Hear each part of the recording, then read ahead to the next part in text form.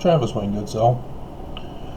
I should thank the few of you who have sent your condolences. I appreciate that. It would be one thing if I had been notified by my siblings that my mom passed away, but to find out over the internet,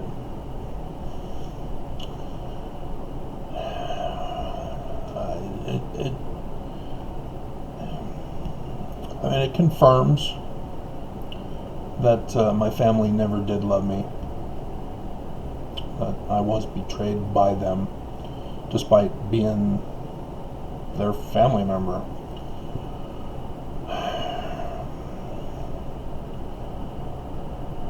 And I've gotten used to it, and that probably is what helped me with the betrayal of Mormons towards me.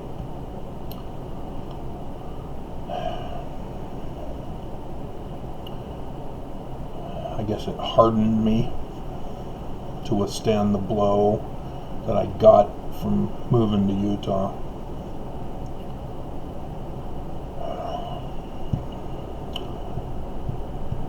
But it is still sad to encounter such evil, such deep, dark evil.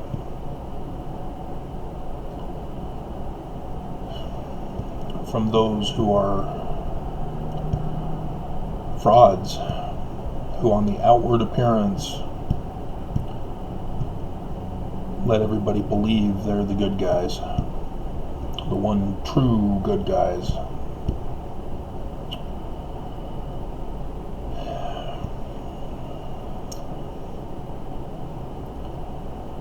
I think back on the FLDS church led by Warren Jeffs when the FBI came in and put a stop to their SNAP fraud violations, which then was added the extra stuff of child brides. They really didn't go after them for polygamy.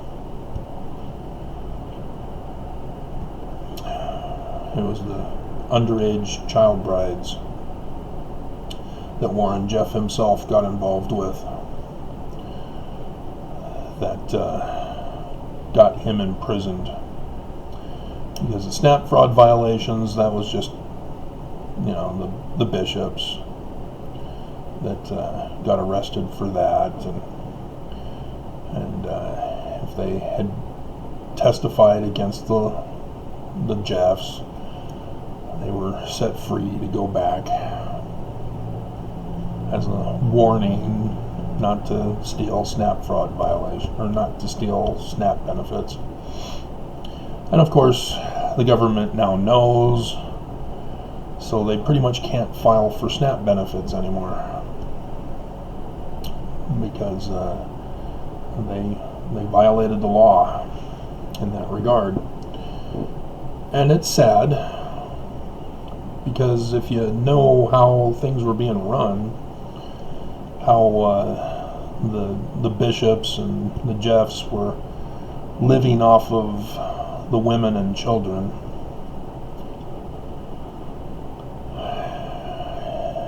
you kind of feel sorry for the women and children. But as the government tried to separate the children from the mothers, an instant panic arose in the community and the lawyers, and so they had to put the kids back together with the DNA matched parent, the mother.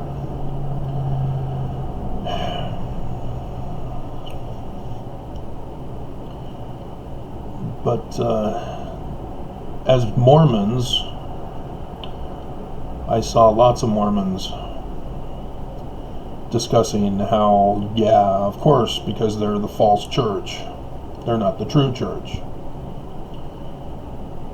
And they get all excited about Warren Jeff's confession while in prison, or in jail, I guess, being interviewed by the cops, interrogated without a lawyer present, without his Miranda rights, confessing that he's not a true prophet. Mormons go, yeah, got him.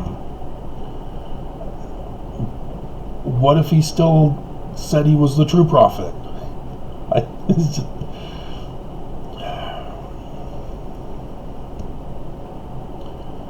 But his followers, I don't even think they use the internet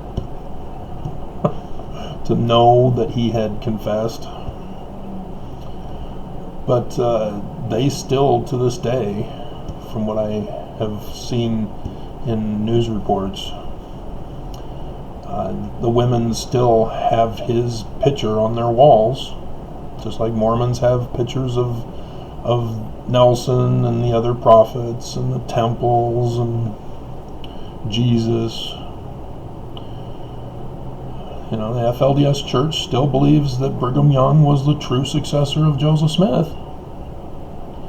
They still believe Adam is our Heavenly Father. They still believe in temple worship. It's a little bit different. Apparently they lost the text and nobody had it memorized. So I guess it's pretty much just sealings. Not too familiar. It's kind of difficult to find information on it.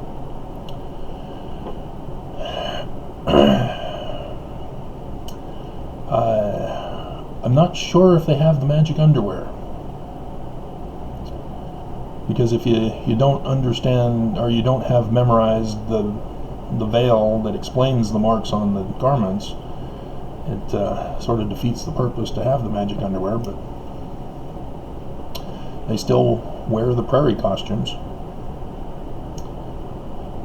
But yeah, they still believe they were persecuted by their government. Their government needed to leave them alone, that they should be allowed to continue to commit SNAP fraud violations and child bride weddings. They are so lost in their traditional religious practices that they do not recognize that they were committing crime.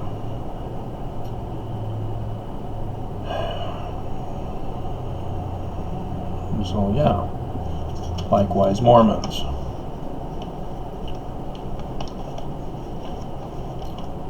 The incident with Stockholm Syndrome was with that bank robbery, and a psychologist analyzed it and recognized the response when interviewed afterward.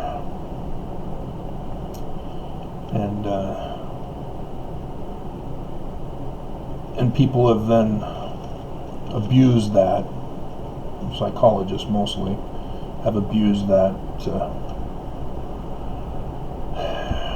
commit Stockholm Syndrome on their clients, as many people believe that psychology is a helpful thing for mental health. Punish criminals.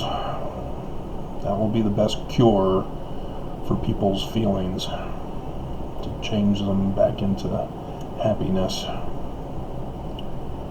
Because when people don't get punished for their crimes, people continue to live in fear. They don't trust the government to protect them, and to just be sent to a psycho to tell you that your feelings are validated, and you need to embrace those feelings, and there's nothing you can do about the government failing us. And so you have to learn to cope. You need to learn how to be in the same grocery store with the guy who raped you, and sit next to him in church, because there's nothing you can do. It's out of your hands. So you need to take control of your own feelings.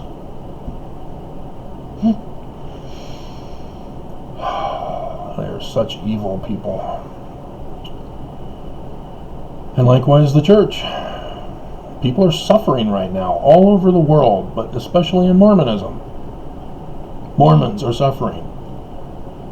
We have been told for generations to have a year's supply of food for the latter days. And for any other freak natural disaster or any kind of misfortune, such as losing a job or whatever. And now we are in a situation, we're going on to year 3 with the third big wave, where our year's supply has run out already if we followed the medical professionals and stayed home and stayed safe to allow it to pass over. But it's not passing over because nobody's following the medical professionals from the beginning. And the church isn't helping, they're hurting the matter. They have weekly updates on how the churches are open and the temples are opened, as we're still in a pandemic. And they keep saying self-reliance. They keep saying, oh, the healing power of Jesus, healing power of gratitude, hold a fast, just have faith, it'll cure, you'll be cured, you'll be healed, you'll be at peace. That's exactly what psychos do. They tell you that despite the chaos, because of evil people, that you need to be at peace, because there's nothing you can do about it. You just gotta let it happen. It's the new normal, so it's up to you, the victim, to be at peace.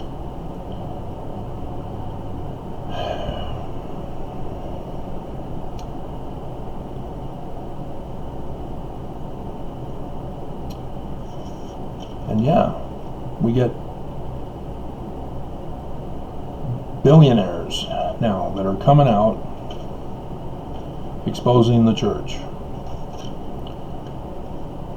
for causing harm when they have the ability to do good, to heal, literally, to pull people out of poverty, to rescue people, and they just don't.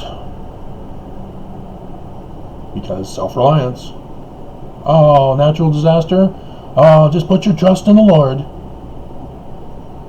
Trust in the Lord doesn't rebuild your home, doesn't heal you from a pandemic, doesn't make it go away. It doesn't bring your loved ones back to life.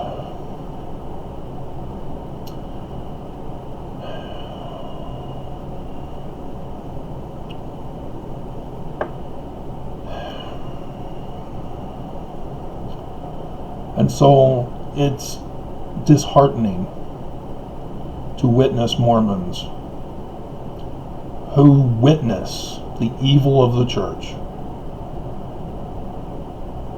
and instead of, like the majority of us who said I'm out,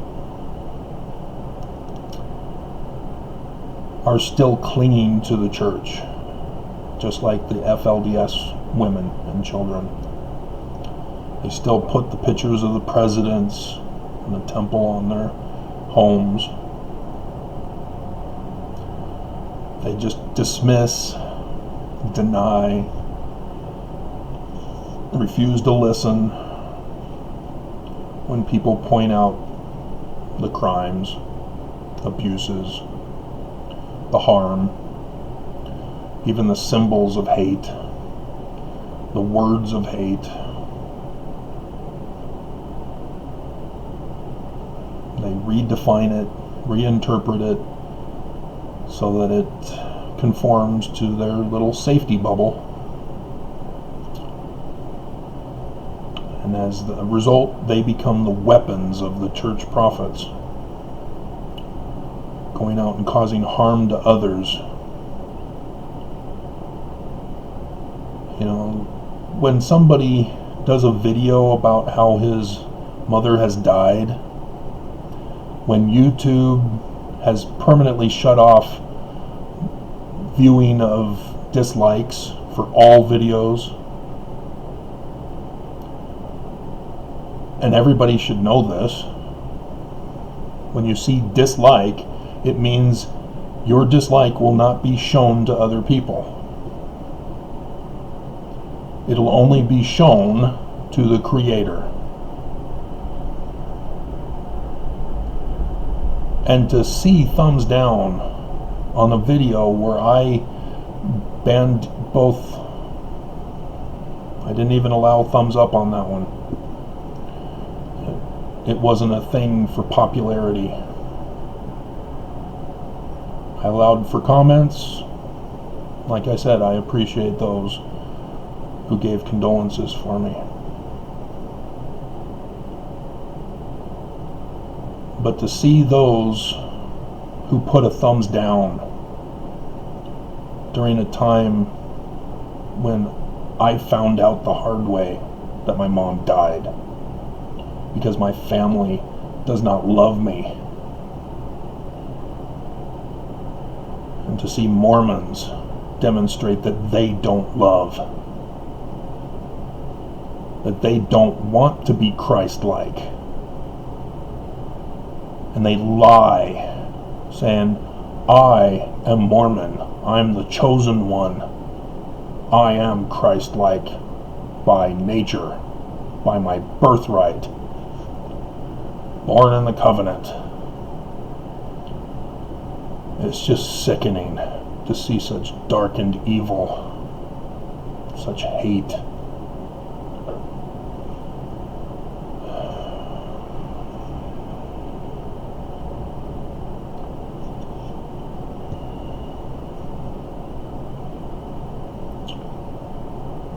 And so I don't know if the remaining faithful Mormons, I guess it should be loyal rather than faithful, because they don't believe. They just are loyal. They defend the church rather than the gospel. And so I don't know if it's because they're in the Temple Square syndrome, being held hostage, and they've fallen in love with their captors, the prophets, and so they defend the prophets and the church at all costs because they've been brainwashed, hypnotized, indoctrinated, re-educated, deceiving themselves.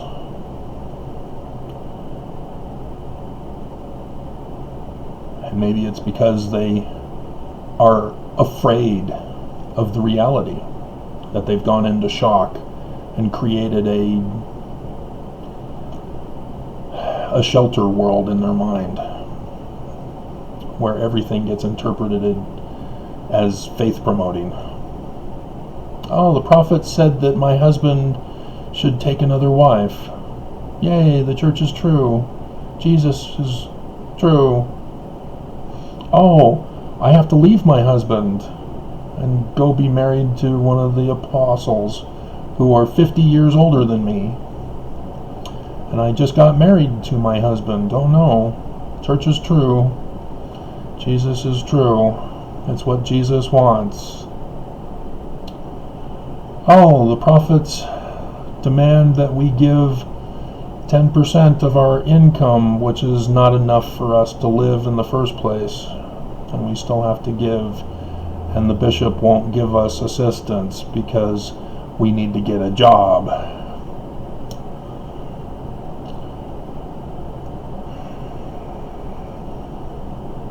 I've seen that, but I don't know if it's the majority of the few cases that are left comparative to the 16 million who are technically baptized. But clearly there's upwards of 15 million now who are just not wanting anything to do with the church anymore.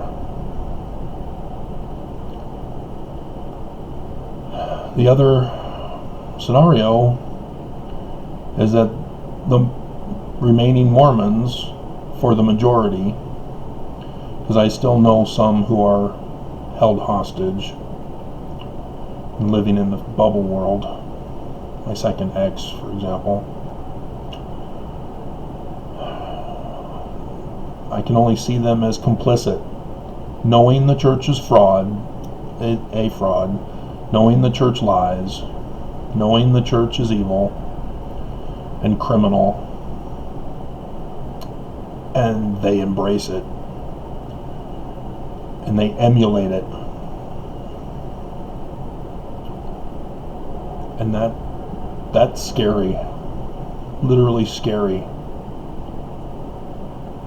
But I mean, dear God, to put a thumbs down that no one else but the creator of the video can see when he talks about his mom dying. That's sick. You guys got something wrong with you. I mean, it's one thing to just, oh, he put up another video, thumbs down, run away, never even bothering to watch it. But it's another to know the title, My Mom is Dead, and to still go through the motions. No, there's something really wrong with you guys.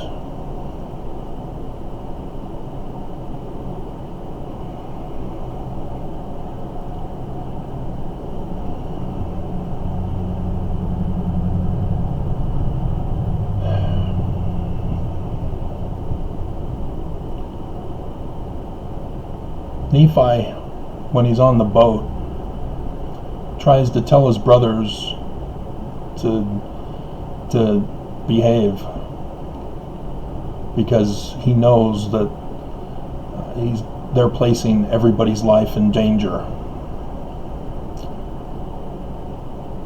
And so he tells them to stop. He reminds them of all that they refused to believe were possible, that was possible. They accomplished it. You know, even though it's a story form, even though the majority of us know that Sidney Rigdon's the major author, but Senior is the author of the 116 pages rewritten, it's still a story and it has a moral. That Nephi has to remind them, you know, you guys didn't want to leave, and we left, and we're alive. We're not dead. And then you guys complained that we can't go and get the brass plates. You said it was impossible, that we were going to be killed. Well, here they are. We got them. You thought it was impossible that I could build a boat and survive in the journey to get to Bountiful to build the boat. And here we are. We're on a boat. It floats. And still, they could not be good. And after Nephi again condemns them for disbelieving, continuing to be bad, their immediate first response is they're going to kill them. This is Mormons. I do a video, and Mormons' first immediate response, we gotta silence Travis. We gotta show him he's wrong by putting a thumbs down and sending him a death threat. that'll prove the church is true. It doesn't.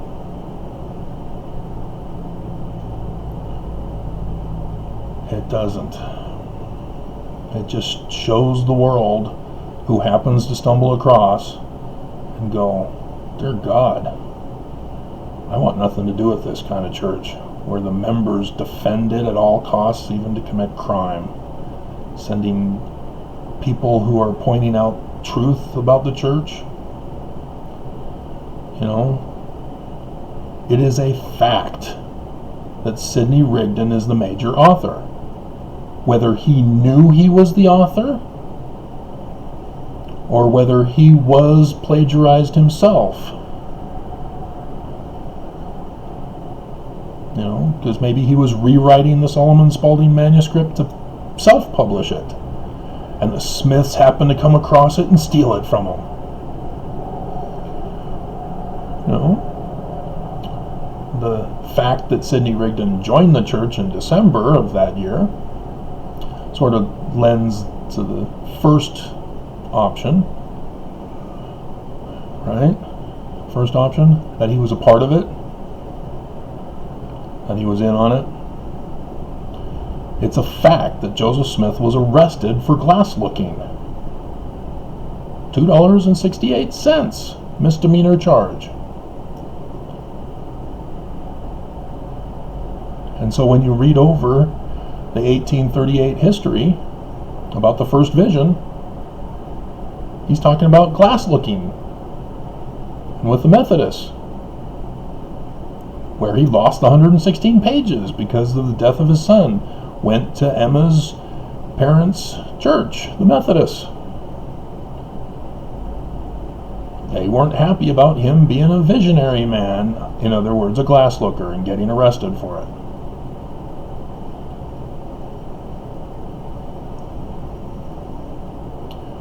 But Mormons want to live in their little fantasy bubble. No, it's real history. It was actually Heavenly Father, not Adam, because we're different from the other branch-offs. And it was Jesus, clueless about what Joseph is talking about when he says that Christianity is all wrong and that their creeds are an abomination. Mormons don't want to do any research on Christian creeds to find out why it's an abomination. And so they don't want to hear anything about Constantine, the first Nicene Council with the first Nicene Creed that started it all, where Jesus became a historical character rather than the Gospels just being the regular apocalyptic literature which was common at the time. Put a link on the video this morning about it. See, those who do the research know that was my field of study. I did the research. I know. I'm trying to teach you guys. So I'm not teaching Christians because I'm not Christian. But if a Christian's gonna come tell me that Jesus Christ is real, I'm gonna have to put him in his place. And I've had to do that.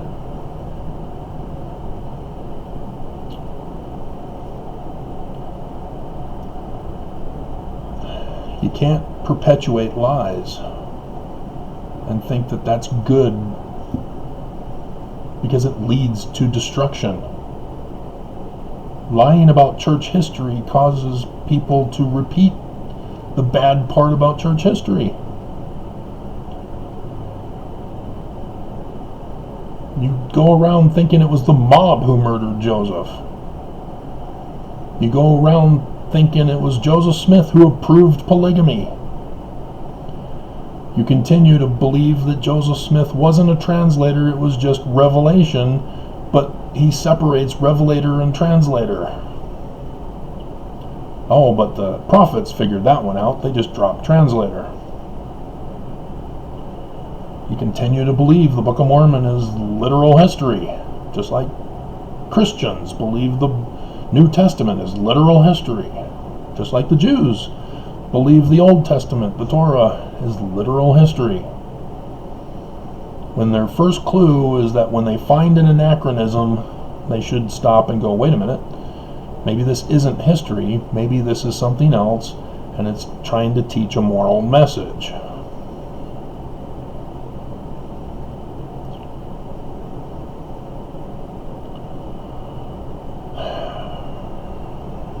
But to have people not know what a fact is from an opinion, from hearsay, you know, somebody saying that Joseph Smith was a polygamist, that's hearsay. Even if they claim that they were one of his wives, it's still hearsay. You have to look for the evidence, and there isn't any. The evidence supports Joseph Smith as being against it, that it was practiced in secret behind his back by the Danites, who were the ones getting Joseph in trouble for what they were doing, so that they can get him out of the way so that they could run the church. And he kept getting out of jail, and so they had to have him murdered.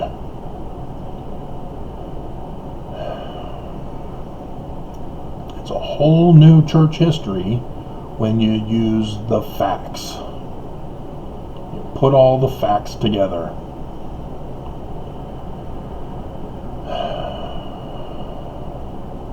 And then you see the true evil that destroyed his church and took it over and completely changed it. And then you realize that it was wrong, that it was evil, and that you shouldn't be complicit in the perpetuation of that evil and those lies and those crimes and corruption.